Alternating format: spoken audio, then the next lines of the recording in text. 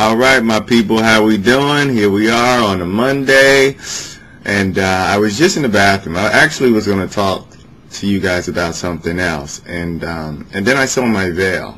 This is called the veil, and I'll explain what it means in a minute. But just to give you a little background on what I want to talk about, first you need to understand that there's a constellation called the Pleiades. Some of you, I'm sure, have heard of the Pleiades and the Pleiadians, which are the beings on that constellation, and many of us have heard about the Pleiadians through Barbara Marciniak. There's a book, Bringers of the Dawn, which is a great read for many people on the path and trying to understand who they are on a deeper level. So anyway, within the Pleiades you have the central sun to our central sun. So our sun, all the planets rotate around it. That's how we get our light. But then there's a way that our sun gets its light, and that's through Alcyone, which is the brightest star within the Pleiades. Okay, and that energy is Mururga within the Hindu mythology. So the yogis were able to contact this energy, contact the central sun of our central sun as this warrior-like being. And the weapon they saw him using was the veil. And through the veil, we can destroy all different forms of karma. Health karma, relationship karma, especially with debt. It's big with credit card debt. And so I know a lot of people, they look at something like this, right? Or you look at the cross, or you look at any symbol or ritual, and it's hard to relate to sometimes because your logical mind, once again, separates everything. It says, I'm here, energy is over there. I'm human, God is over there. So there's always this separation, right? And so what we basically really need to understand is that everything's consciousness. So I'm a form of consciousness that's expressing itself as a brown-skinned man and speaking a certain way, loving hip-hop music. But all these things are just forms of consciousness, just as the veil is a form of consciousness. It's just a costume. So that's something that I know a lot of people are just beginning to register on a deeper level, that everything is just symbol. And that's what the master means by how the world is an illusion. You know, that the world is just energy in a coalesced form. And so this is how we then can start to understand how something like this, that just looks like a piece of metal, is much more and can actually affect our reality. Because the piece of metal is more than just a piece of metal. The piece of metal is what? In a certain configuration, it draws the consciousness. It draws forth a particular energy for a desired effect. And that's what ritual is. You know, ritual to me is just a means to an end. So the simplest ritual could be, alright, I want to get to the store. And a ritual could be a car.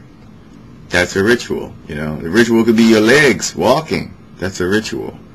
So many times, you know, we'll look at the Wiccan, right? Or the pagan who uses different herbs and all type of elements to create what? A spell. And for many of us who are very unaware of the practice, it just seems like bogus material. But once you start to understand that every single element is a form of consciousness, just like food, you know, food is not just food, it's consciousness. That's why you have some of the beings who can feed off of our energy. They feed off our energy because it's consciousness, and that's what they need to survive. That's the dark forces.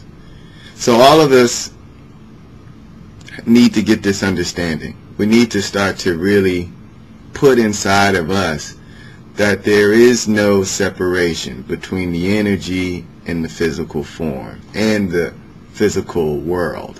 And that's how, through the use of the veil, because I am ingesting this reality, this more understanding that, you know, the veil, what it represents, what it is, can give me the power.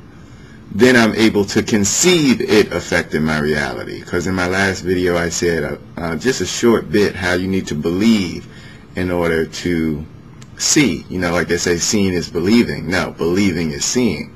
But what does it take to believe? And what it takes for many of us is first an intellectual understanding, and that's what I'm giving you.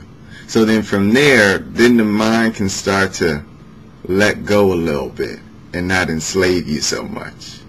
And then you can actually want to venture deeper into yourself and find this knowing, this unlimited intelligence that's basically going to reflect the understanding within your own perspective. And so I've seen a lot happen through the veil, you know, through using certain sound waves. For Mururga, there's a sound wave, Sarahana Baba. So you can say Om Saum Sarahana Babaya Namaha, and saying that over and over. And it depends on what you're looking to create.